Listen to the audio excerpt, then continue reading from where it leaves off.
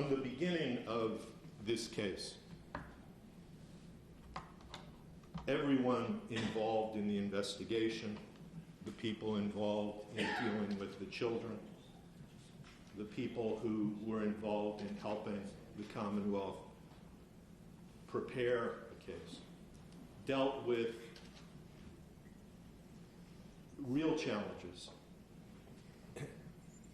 given what they learned about the condition of the home and the condition of the way that the children were raised. And the bizarre and disturbing facts made it very difficult for anyone dealing with this case to deal with it objectively. And you'll hear from a number of witnesses from the Commonwealth whose opinions, whose judgments, whose actions were driven in many ways not by the facts that they were supposed to be dealing with, but by how disturbing the story was. And you can see this from the very beginning in some of the conduct of the police, who were confronted with a situation after the discovery of the two younger children in the home, and the story of Miss Murray, that she told them that these children had been born in the home and lived their entire lives in the home. They wanted to search the home. The search warrant application did not say, this is just an unbelievable, bizarre story. We don't know what's going on, and we want to search the home to try to figure it out. Because they recognized that there was a problem in a probable cause application based on we don't really know what's going on. And so the search warrant application alleged probable cause to believe that Miss Murray had kidnapped these children and was involved in child trafficking, despite the fact that at that point the police knew she had no money, knew she didn't know how to drive a car. I want to turn to the specific charges one by one, both to highlight anticipated testimony of some of the witnesses along the same lines, but also to explain the nature of the defense and the way in which all of these counts involve both mental illness and the underlying substantive facts independently in terms of defense issues. So I'm going to begin with the counts of reckless endangerment concerning the two older children who were 13 and 10 in August of 2014. Reckless endangerment requires proof of subjective state of mind. And there's an SJC case, I'll give it to you, Coggeshall, from 2016. Mr. Halper, this is an opening statement. I want you to make an opening statement, not a closing argument. All right. There will be plenty of time for that. Go ahead. The evidence, there will be evidence that you'll hear regarding whether or not Miss Murray's mental state impaired her ability to appreciate how bad the house was and the nature of the risk that it created for the health of not just the two older children, but for herself, her boyfriend, anyone. And then secondly is the issue of whether or not, despite how horrific this house was, it actually created a substantial risk of injury, consistent with the way that injury is defined in the statute. Did it create a substantial risk of death, permanent disfigurement? There's no question that the evidence will establish that there were risks in living in a house like this. But the facts that you'll hear is that those risks never materialized. The older children had no sickness, no illness, no infection, no disease, and there was no history that they ever had. And in fact, there was no history that anyone who had lived in the house had ever suffered any illness of any kind caused by the filth in the house. And that's not dismissing or minimizing how bad the house was. It's a testament to how difficult it is to be injured by simply living in squalor. The second count, or group of counts that I want to address, are the counts concerning the two younger children found in the house. Assault and battery causing substantial injury. And those counts are brought under a specific portion of the statute that involves wanton and recklessness rather than an actual battery. And here again, because in this case those counts are based on wanton and reckless conduct, it is a specific intent crime that requires proof of subjective knowledge, that the Commonwealth has a duty to show that Miss Murray understood and appreciated the circumstances and the way in which those circumstances were in fact causing substantial injury to the children. And so there's a mental illness aspect to these counts that the Commonwealth has a burden to satisfy. Did she understand that her conduct was causing substantial injury? But there is a more fundamental issue here as well, which is whether or not the children suffered substantial injury. And you will hear from, I believe, two doctors who treated the children and evaluated the children at UMass Memorial, Dr. Forkey and Dr. Sell. Both of them specialize in the treatment of children who have been abused and neglected. They have their own unit at the hospital. They are the only two doctors in that unit. And their opinions and conclusions were motivated and influenced in a very pronounced way by the nature of their specialty.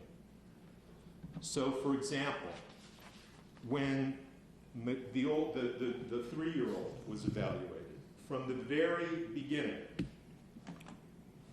the most troubling things that the doctors saw, she rocked back and forth incessantly. She didn't talk. She was not responsive when people tried to interact with her. She frequently just stared off into space.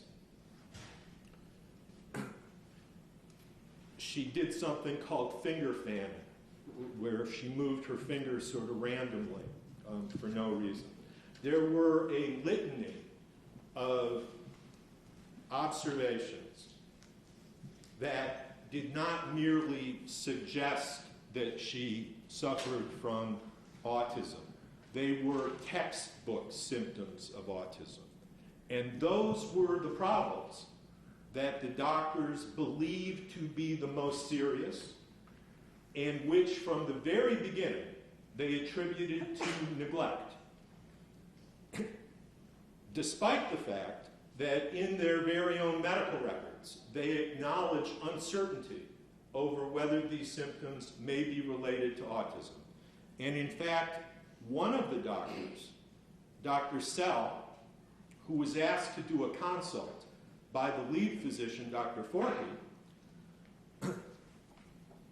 his evaluation was essentially the same as hers, but he added a recommendation, which was that she be evaluated by a unit at UMass Memorial that specialized in autism. And it never happened. She was discharged after a week in the hospital, And despite a number of different specialists being asked to look at her, nobody with any expertise in autism did look at her. 3 months later, not based on anything that Dr. Forkey or Dr. Sell did, but because her foster mother asked a nutritionist to arrange for a consult with an autism specialist, Mackenzie was diagnosed with autism. And so the main problems that these experts believed to be associated with neglect were in fact consistent with and diagnosed to be symptomatic of autism, not caused by the conditions in the home or the conditions in which this child was raised. There were other problems that were discussed, written about by Dr. Forkey and Dr. Sell, many of which you'll hear evidence. There's no medical link to their being caused by neglect. There's no medical link to their being caused by immobility. Problems, for example, hip dysplasia, which involves a physiological abnormality of the hip joint, which is very common in young children, which usually goes away by itself, and which in this case did go away by itself, not caused, as the Commonwealth suggests, by a lack of mobility. Madison, the younger child, you'll hear evidence that she suffered no injury at all. Now, that may have been simply good fortune that she was discovered at 5 months. And if she'd been discovered at 3 years, she may well have suffered an injury, but she didn't. Her condition was largely normal. She was not malnourished. She had some minor problems. They were resolved quickly. She had no injury, as injury is defined under the statute. I want to turn to the counts of murder. And here again, there is a kind of bifurcated defense, because murder also involves the Commonwealth having a burden that relates to state of mind, even under the theory that the Commonwealth apparently is pursuing of third-pronged malice. What were the circumstances known to Miss Murray that a reasonable person is placed into?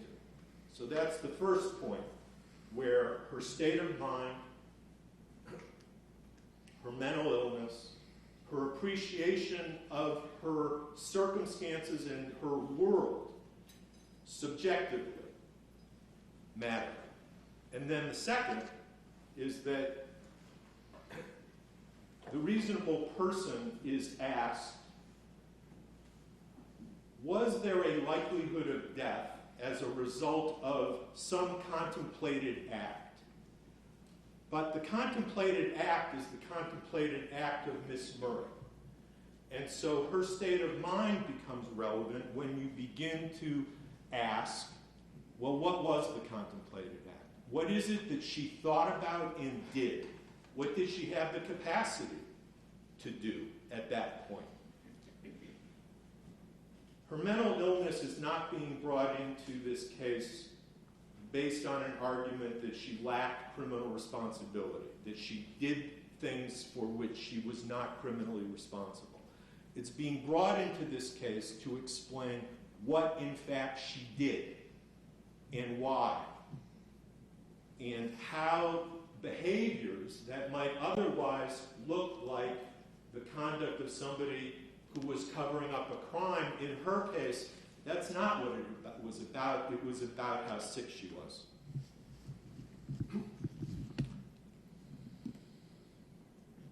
But there is a more fundamental defense to the charge of murder, and that is that the evidence that you'll hear is not sufficient to establish that any homicide ever occurred. You'll hear from 2 doctors who did work for the ME's office. You'll hear from Dr. Welton, who is a forensic pathologist. And his opinion was that the two children that were found with the cords cut and clothed were born alive. And the basis of that opinion was not science. It had nothing to do with anything he observed in the autopsy. It had nothing to do with any physical differences between the remains of the three. What it had to do with was his drawing the conclusion that because the first baby found, who also was full term, as they all were, right? And he acknowledges that based on the size of the babies, the size of the bones, it's impossible to tell whether they were a couple of weeks short of full term or a week after full term. You can't tell. You can't differentiate between the three of them. His conclusion wasn't based on anything he observed in the autopsy room. It was based on the fact that the first baby had the cord cut. That the first baby did not have the cord cut and was not dressed, and the other two were. And so he concluded, well, if the first baby was a stillborn, and she did not cut the cord, and she didn't dress that baby, I can infer that the other two babies were alive because she treated them differently. That's not science. There's no methodology that he learned anywhere. There's no experience that he had anywhere to support that. And you'll hear evidence that when Miss Murray spoke to the police, she told them that she dressed the baby because she wanted to hold it after it had been stillborn. Secondly, you'll hear from Dr. Pokinis, who is a forensic anthropologist that was retained by the ME's office. And he concluded that one of the three was born alive based on an analysis he did of something called a neonatal tooth line. And this is a technique that involves looking at the teeth to see if there is a line of enamel which is theorized to indicate a live birth because the enamel is laid down at the time of birth. And you'll hear a fair amount about neonatal tooth line. And among the things you'll hear, I expect, is that he's never done this before. Nobody connected to this case had even heard of this before. It's an unproven, untested, unsupported theory and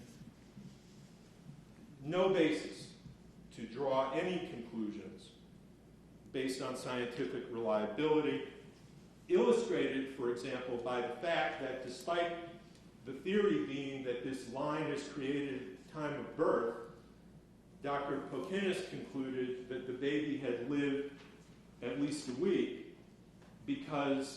not because of anything having to do with whether or not the line is created at birth, but because his microscope could pick up the line because the theory is that the line gets bigger and bigger as the baby lives.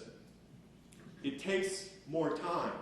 Right? So both with respect to whether this line indicates a live birth and whether it can be used to estimate the duration of life, both are unsupported, but particularly the notion that you can estimate the time, the duration of life. The second baby that he tested had no neonatal line. But rather than say, in his opinion, There was no line on that baby, therefore I conclude that that baby most likely was stillborn. He says, well, even though there was no neonatal line, it could have been alive. I can't rule that out because maybe there was a line and I just didn't see it. It doesn't satisfy Lanigan. But even if it did, what does it prove? Miss Murray acknowledged that one baby was born alive and told the police that it died shortly after through no cause of hers, not because it was neglected, not because it wasn't fed, not because she saw something bad happen. It just died. And there is no evidence, none, that will undercut that statement. There's no evidence of a cause of death. There's no evidence that Miss Murray knew that there was any health crisis that required medical attention. There's no evidence that even if medical attention had been brought to the home at some point, if a call had been made to a 911, there's no evidence that it would have made any difference because we don't know what happened. There is no evidence that Miss Murray did anything wrong or criminal that caused the death of any child. And among the most compelling facts to establish that simple truth is the fact that Mackenzie and Madison were found in the home alive. Because it is not difficult to kill a baby if you want to. You will hear from mental health experts not to establish a lack of criminal responsibility, but to help explain her behavior and her limitations. To explain how this incredibly bizarre story